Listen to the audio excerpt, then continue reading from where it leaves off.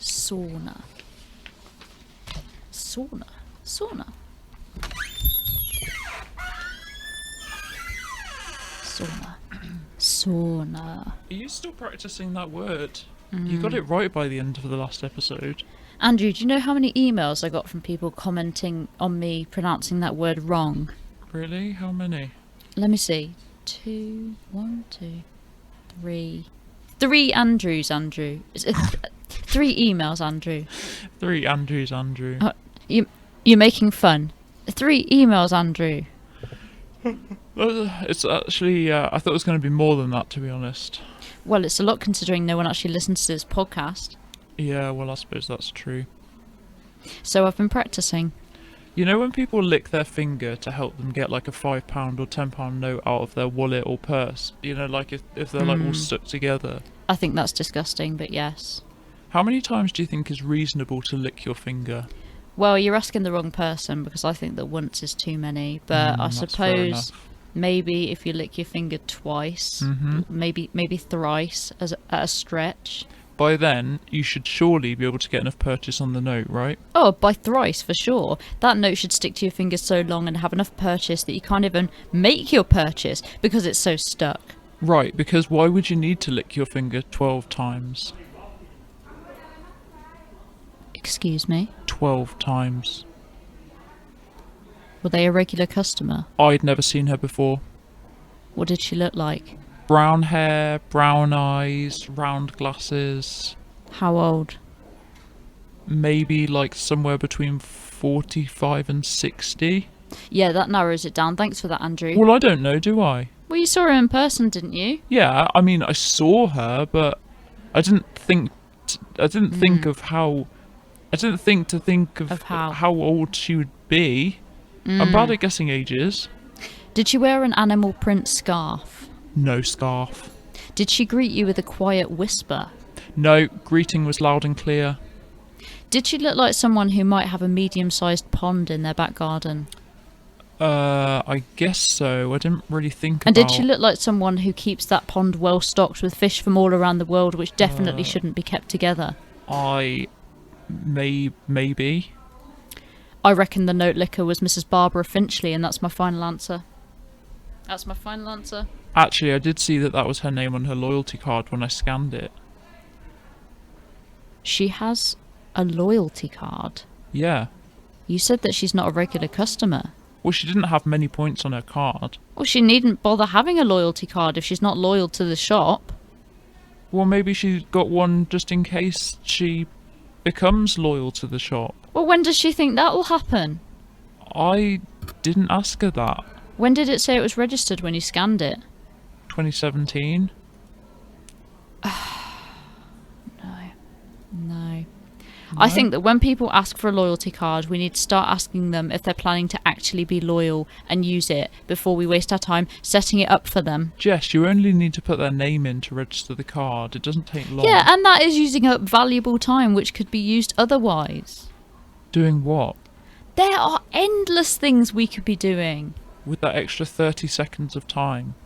We could be sweeping or composting. Composting what? We don't have any food waste. Well, whatever. Mrs. Barbara Finchley is going on the list. What list? Have Melissa and I never told you about our list? No. It's a hypothetical list of customers who have in some way annoyed us. Who've in some way annoyed us in a bid to, deal with how irritated we are by them. Because apparently it's bad to be rude to customers. It is bad. Sometimes it's bad, sure. So this imaginary list allows us to feel like everyone on there has been banned from returning to the shop for at least a month. Right. And something like note licking qualifies for that person to be added to the list. Because you think it's gross? I don't think it's gross, Andrew. It is gross. Very yucky. Right. Also, Melissa and I were thinking that maybe there should be some kind of reward for customers who pay in perfect change. Right. Yesterday someone paid £17.36 in perfect change, and Melissa and I were actually cheered. Out loud you cheered? Out loud. I can't imagine you cheering. I cheer if it's necessary. Cheer now. Hooray! That came across as insincere. Hooray! It doesn't make it sound more sincere if you just say it louder. I don't think I can do it. I'm just working with what I've got, and I'm stuck with this naturally insincere voice forever. You can just change the tone of your voice, though. You did acting at university, didn't you? Well, I mean, yeah, but we didn't have any specific lessons on sounding sincere. Imagine I'm the customer. Hello there, I'd like to buy all of these items, please, and I believe it comes to £17.36. Oh yes, 17.36 exactly. Good maths. Thanks. I was the bottom of my class at one point, but with some extra work and determination I got better at maths in no time. Yes, great. And how will you be paying today, customer? I'd like to pay in perfect change, please. Hooray! No. Hooray! Hooray! No, I'm sorry, I just can't with your cheer. Okay, that's hurtful, but Melissa and I think that there should maybe be a piece of music that plays, or a song, or a dance, or something that we do if they pay in perfect change, you know, to encourage more people to do it. Would they want that? If you paid for something in a shop with perfect change, would you like it if suddenly all the members of staff just started singing and dancing to you, presumably with lyrics about how grateful they are that you paid with perfect change? God, I would hate that. Exactly. I'd never pay with perfect change again. And if customers did pay in perfect change in our shop, you'd have to do the song and dance every single time it happened. Oh God, no. No, it was your idea. It's a terrible idea. I mean, can you imagine? Well, I'm trying not to. Yeah, scrap that. Silly idea. Are you still keeping your imaginary list, though? Oh yeah, it's what gets me through the day. And while I'm at it, I'm adding the guy who asked me earlier if we sell electric shavers in our bookshop. And also the guy who asked if we sell plastic back scratchers as well as metal ones, because he was worried about getting struck by lightning. Right. Okay. So I'm going downstairs now to ask Melissa more about this list. Ask her to tell you the story. Ask her to tell you the story about the customer who said, "How much are these 50p bags?" Wow. It's a classic. Alright, well, I'll probably be back up a bit later on. Alright, bye. Bye.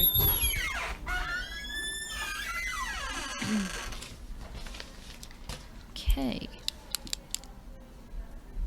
Hello everyone, and welcome to episode 18 of the Discount Bookshop podcast.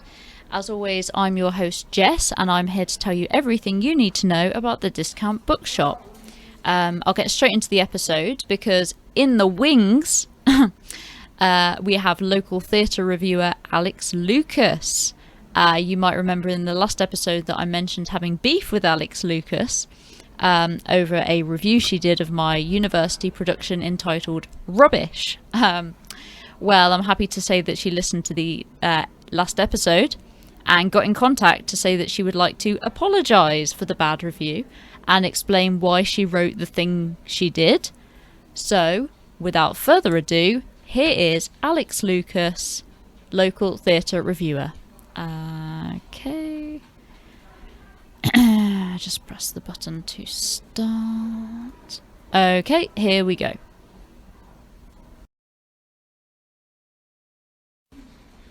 Welcome to the Discount Bookshop podcast, Alex Lucas. Thanks for having me, Jess. So, Alex, where do we begin? Well, we've known each other for a while, haven't we? Well, yeah, I suppose so. In a way. Over the years, you've been in quite a few amateur theatre productions, haven't you? Well, amateur. I mean, yeah, I have been known to, sure.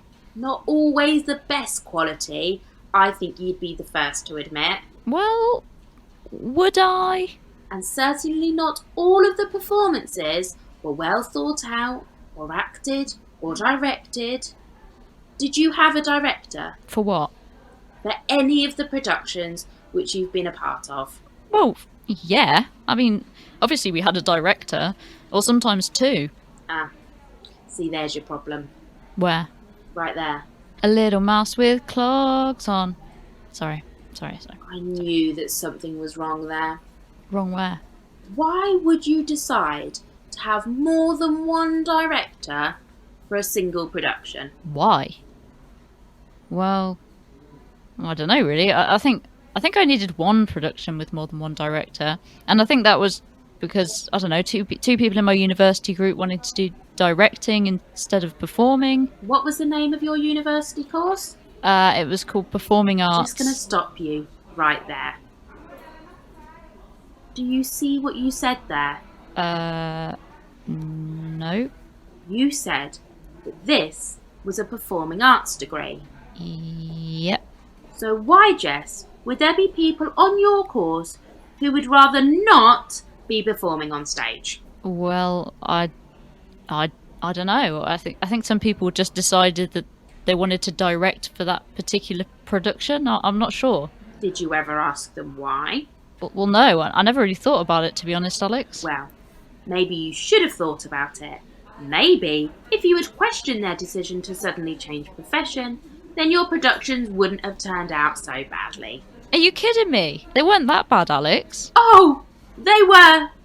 You didn't have to sit through them, then write about them in the local newspaper. Well, you didn't have to write about it at all if you were that bothered. We certainly would have appreciated it if you hadn't written about our show Rubbish. Oh yeah, rubbish. How could I forget a show like that? Well, how could we forget? How could I forget? How could we forget, Alex? The quickest review I've ever written. A single word. Do you remember what I said? Yes. What did it say, Jess? What did it say? Rubbish. Absolutely. I thought about writing absolutely rubbish. But that would have been too mean. That would have taken up too much of my time. I didn't want to think or write about that show any more than I had to. We put so much work into that show. Well, I couldn't see that you'd put any work into it. We had to make that show from scratch. All theatre is made from scratch. Yeah, but Alex, when you emailed me asking to be on the podcast, you said you wanted to apologise. No, I think you misunderstood. No, listen to this. This is the email you sent me. Hold on. Look, here it is. Here. Right, listen to this. Hi Jess, it's Alex Lucas here, who reviewed your university show Rubbish, and who also reviewed the Discount Bookshop's recent show Do It in 9 Panto Time. I'd like to come on the podcast, if it's okay with you, to apologise and explain my strong-worded review. Yeah. That's what your email said, Alex. Yeah. Do you remember typing that and sending it to me? Sorry. Yes, I do remember that, yes. So you said that you were going to come on here to apologise, and here you are just winding me up even more. I said that I came here to apologise, and I have done that. So now I can move on to explaining myself. You did not apologise. I did. When? Just then. When? Just now. When? You said, do you remember typing that and sending it to me? And I said, sorry, yes, I do remember that, yes. Oh, that doesn't count as an apology. It does. You weren't apologetic. I was being sincere. You were not.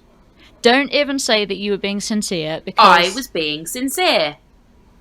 You cannot just keep saying that you were being sincere when you know deep down in your heart you were not being sincere. I am being sincere when I say that I was being sincere. You're just repeating words now. No, I'm not. Why didn't you like my show Rubbish? Oh, Jess, just let it go. It was years ago now. Yes, it was. 7 years, 8 months and 12 days ago. I don't like to make a fuss, but... The show was meek. Meek? Meek? Are you kidding me? It was not meek. That's just what you think. Okay, then.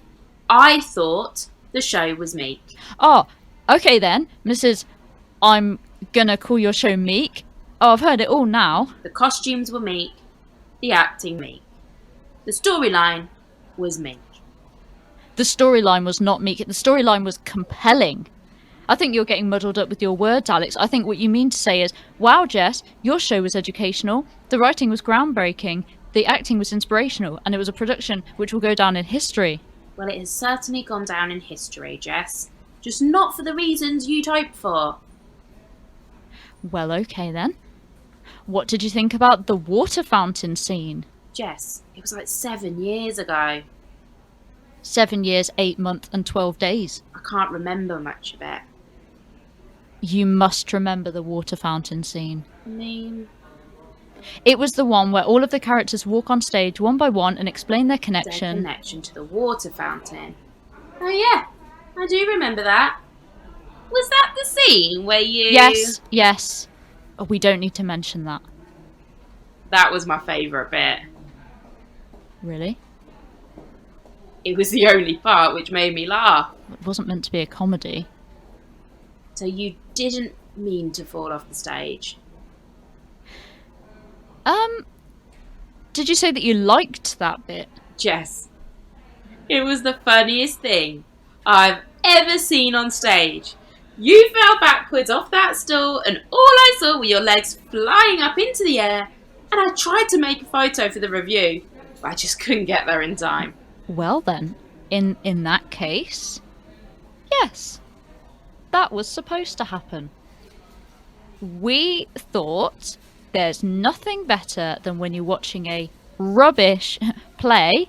And it certainly was a rubbish play. Yes, okay. There's nothing better than when you're watching a rubbish play and then something goes wrong and the whole audience and cast start laughing. So you just added that bit in for comic relief? Yes. We, as a group, added that in for a bit of comic relief, yeah. That's actually very clever. Because it really added something after having to sit through such a dull first act. Right. Dull. Yes, that is what we wanted. Do you know, Jess? I'm actually very impressed after finding that out. If it wasn't for you falling off that stage, I would have left in the interval and I would have wanted my money back. The tickets were like £2. I thought you were all so unprofessional and hopeless and untalented. Okay, I get it. I thought you'd made a mistake because you hadn't rehearsed enough.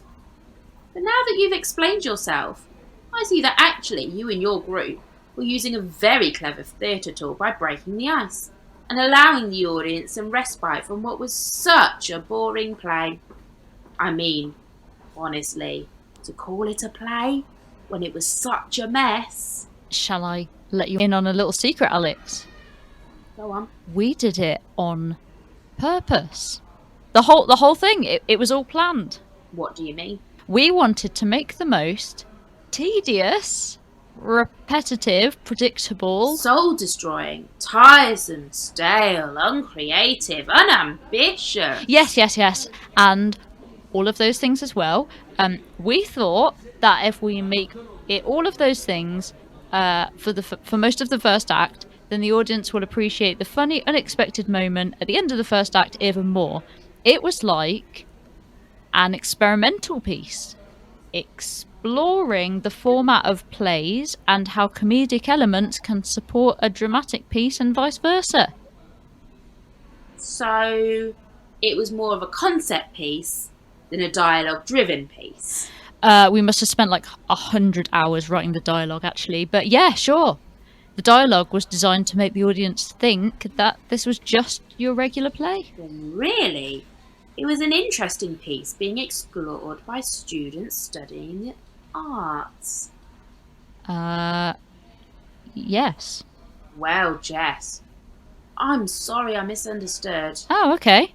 I should have known that my instincts wouldn't have told me to see something which was a complete waste of time. Yeah. I wonder if I need to revisit that review. Or maybe do a review of my review. Well, I mean, you probably don't need to do that. I mean... I could rewrite my review of your show. I'm just so embarrassed that I misunderstood. Well, it is quite funny that it's a one-word bad review. No, Jess. It's not funny. I am truly sorry for what I wrote. And what about Alison Damson's show? Who? Alison Damson. She created our company's pantomime Do It in 9 Panto Time. And you were pretty nasty about that show too. Oh, no, that review was justified. Oh. That was one of the worst things I've ever seen in my life. I refuse to call it a play or a piece. It was just... well, I don't even know what it was. It was a pantomime. No, it wasn't, Jess. No, it wasn't. You saying that makes me cringe. So please don't say that it was a pantomime. It just puts the name Panto to shame. A pantomime is a form of art. Okay then, Alex. Well, I guess on that note, we'd better end our conversation. Thank goodness. Yes. Do you have anything to add? Anything you want to mention? Any shows that you've reviewed which you actually liked? Oh God, no. I haven't seen a show which I've liked since I was about 6 years old. No. But I would like to promote a new book which I have coming out. It's called The Art of Reviewing Theatre, A Critical Reviewer's Guide. Okay, and is that out now? Well, I'm self-publishing, so if anyone wants a copy, let me know and I'll print you out a book. Okay, so you don't have any copies printed at the moment? No, but I have a printer at my house, so just let me know. Okay. And if people want one of your books, what's the best way that they can get in touch? Well, I was hoping that they could just let you know, and you could pass it on to me by email. Would it not be better if we just give them your email address so they can email you directly? It's just that otherwise I might get loads of people emailing me, and then I'll just have to keep forwarding them on to you. Yeah. Do you see what I mean? Yeah, no, I don't mind doing it like that. I just don't really want to give out my email address, so... Okay then. So, I guess that if you would like a copy of Alex's printed book, then contact customer services, who will then hopefully forward the email on to me, and I will forward that email on to Alex. Right. Great. Jess, do you think there's any chance that I might be able to sell my book in the discount bookshop? I don't know. You'll have to contact head office. Do you think you could contact them? Can we talk about this another day? Yeah. Okay, yeah, that's fine. All right. Well, thanks so much for coming on the podcast, Alex. I think I've enjoyed having you on. Thanks for having me. That's okay. All right. Bye, Alex. Bye, Jess.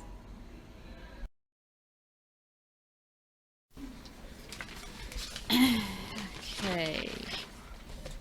Just between you and me, listeners, because I can't imagine that Alex will listen back to this. I just completely made all of that up. My university group and I actually worked really hard at making our performance of Rubbish, and I'm very disappointed and upset that Alex wasn't willing to admit fault in thinking that it wasn't good. But yes, yes, there were problems here and there with the costumes. Okay? Yes, the acting wasn't always top of its game. And yes, I did fall off the stage during the water fountain scene by accident, but I wasn't willing to admit all of that to the person who gave us such a short but scathing review of our beloved piece. So yes, I just lied just now by saying that it was supposed to be, as she put it, dull. But I feel pretty good about it. So I guess we just wait and see what happens from here, and hopefully she'll rethink the way that she unfairly reviews shows of merit. Having said that, on reflection, she's absolutely right about her review of Alison Damson's company Panto. That was a load of rubbish. Okay, well, I suppose that once again we've nearly reached the end of the Discount Bookshop.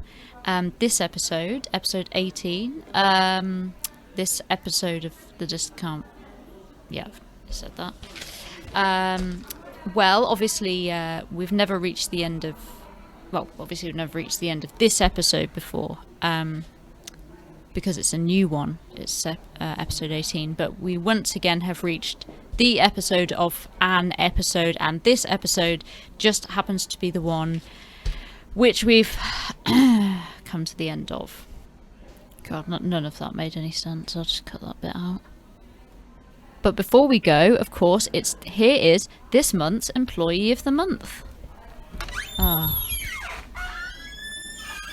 Yes, have you finished yet? No, I'm just about to do Employee of the Month. This guy downstairs, this customer, just said to me, "You used to sell fridge magnets with names on. Do you have any?"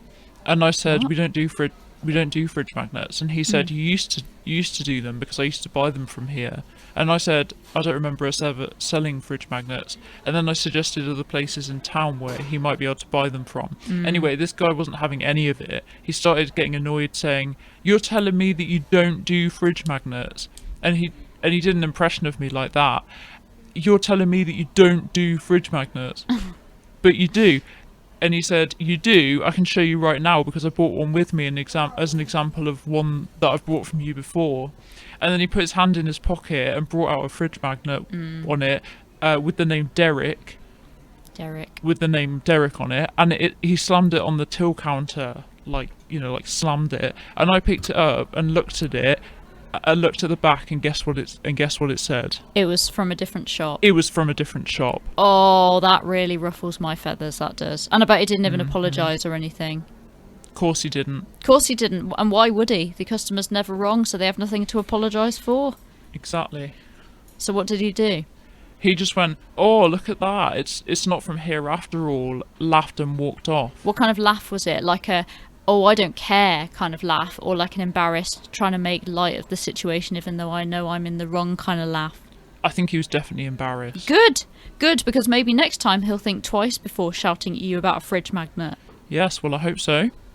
Is that what you wanted to tell me, or are you staying while I do Employee of the Month? Should you cut these bits out? The bit about the magnet man? Yeah, these kind of bits. Nah. Do you think you could, in case he listens?